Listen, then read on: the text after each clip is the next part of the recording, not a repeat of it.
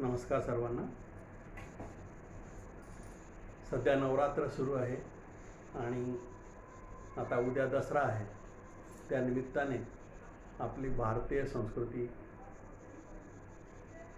या सणांचा कशा पद्धतीने संदर्भ घेते आणि आपल्याला त्याच्यापासून काय संदेश मिळतो हे सांगण्याचा या व्हिडिओचा उद्देश आज आहे. सध्या नवरात्र आणि दसरा हे आनंद पर्व सुरू आहे. इकडं तिकडं आनंदाचं वातावरण आहे. तसा कोरोना आहे, परंतु सुदैवाने कोरोना आता खूप कमी झाल्याचं आपल्याला दिसून येत आहे. पण जरी तो कोरोना कमी झाला तरी आपल्याला गाफील राहायचं नाही आहे. आपल्याला SMS म्हणजे याचा अर्थ असा की सॅनिटायझर, मास्क आणि सोशल डिस्टन्स हे आपल्याला पूर्णपणे पाळायचं आहे.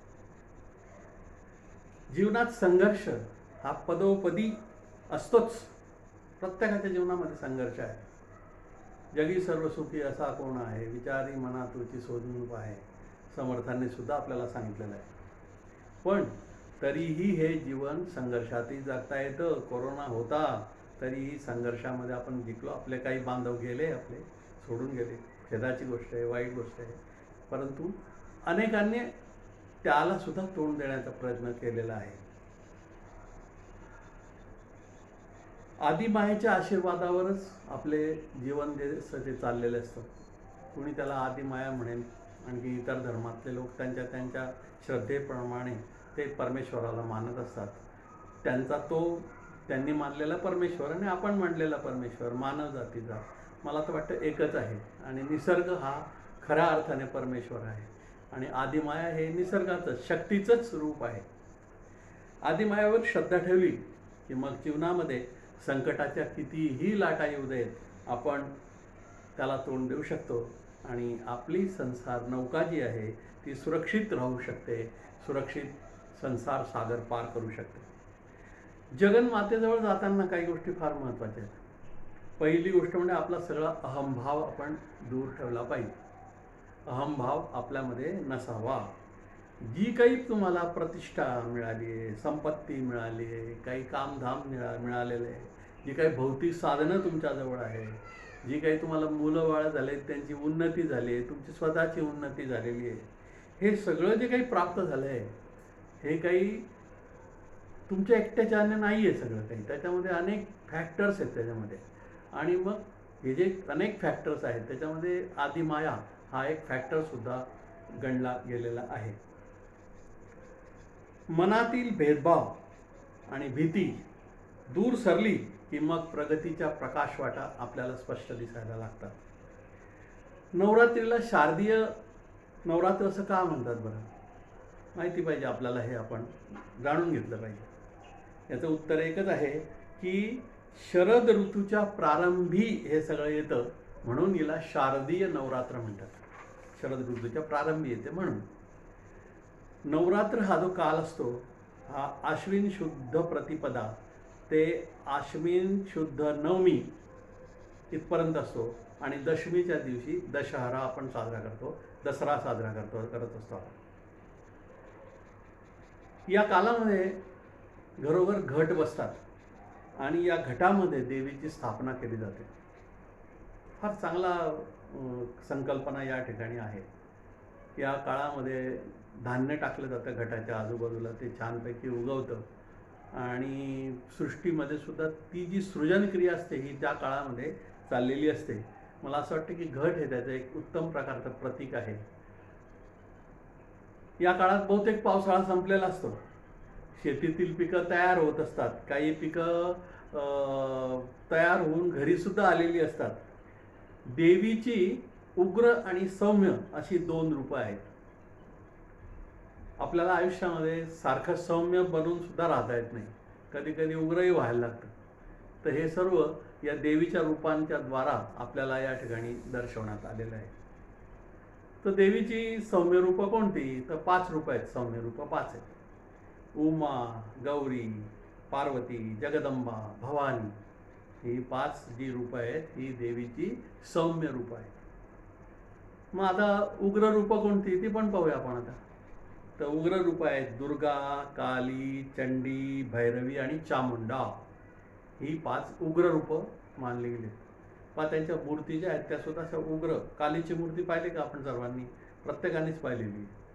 तर तिथं जीभ तशी काढलेली असते, हातात शस्त्र असतात. असं एक उग्र रूप आपल्याला त्या ठिकाणी दिसतं.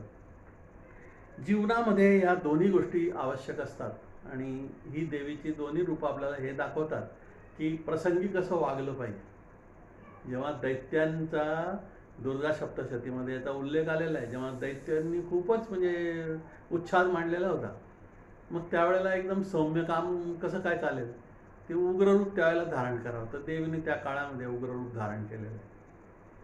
नवरात्र ही ऋतू परिवर्तनाचा काळ आहे.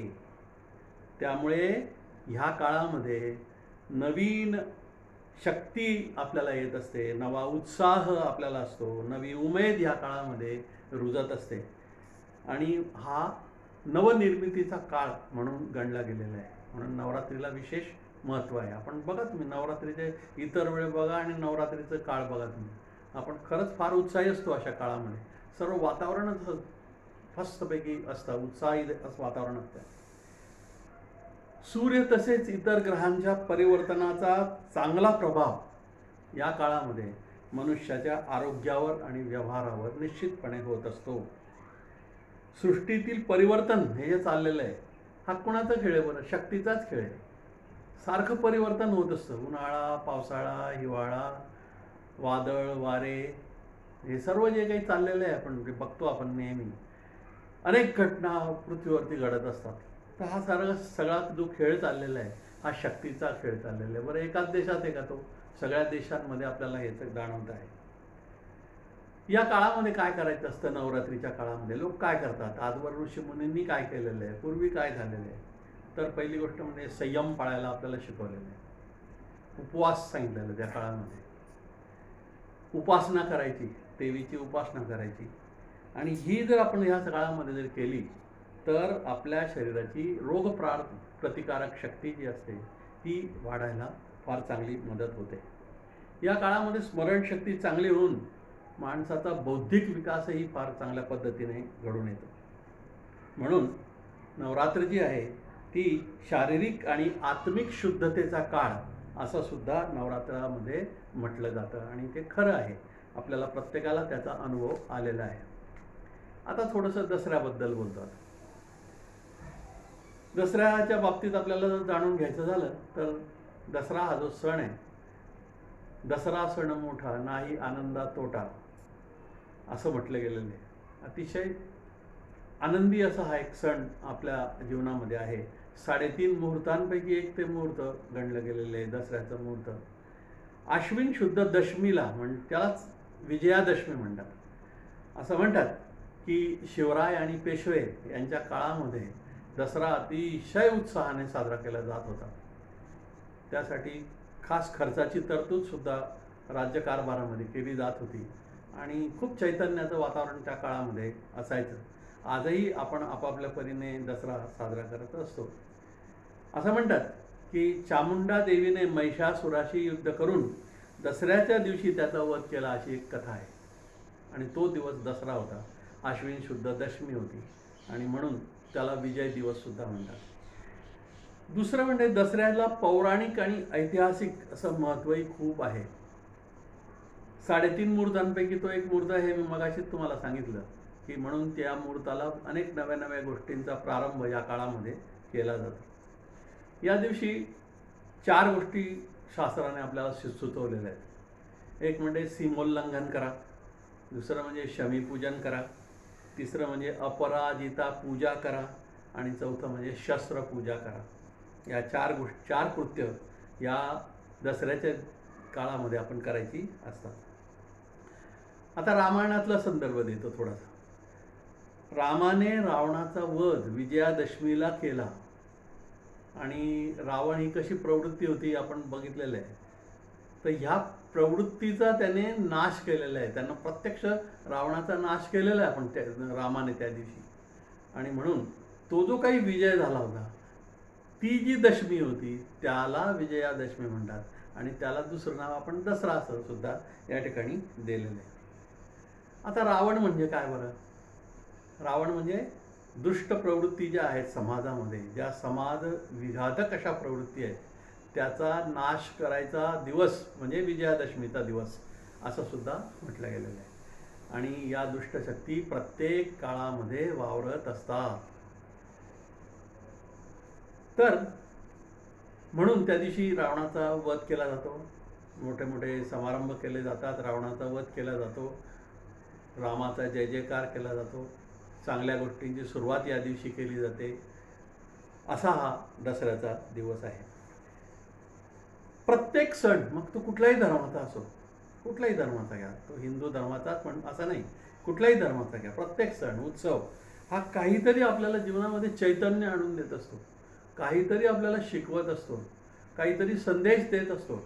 आणि तो संदेश घेऊन आपल्याला आपलं जीवन जे ते सुधारायचं असतं, जीवनामध्ये चैतन्य आणून आपल्याला पुढे जायचं असतं. तर आपली ही जीवन यात्रा जरा चांगल्या पद्धतीने घडू शकते. जीवनामध्ये माणसाने एक ध्येय ठेवलं पाहिजे, सतत पुढे गेलं पाहिजे, कष्टाने, जिद्दीने, परिश्रमाने, योग्य नियोजनाने, बुद्धीचा आणि असलेल्या साधनांचा जर आपण नीट उपयोग करायला शिकलो तर आपली विजय पताका निश्चित फडकू शकेल. आणि विजय पताका फडकवण्याचा हा दिवस दसरा आहे. तो दिवस आता आपण उद्या म्हणणार आहोत. सर्वांना दसऱ्याच्या लाख लाख शुभेच्छा. एवढं म्हणून थांबतो.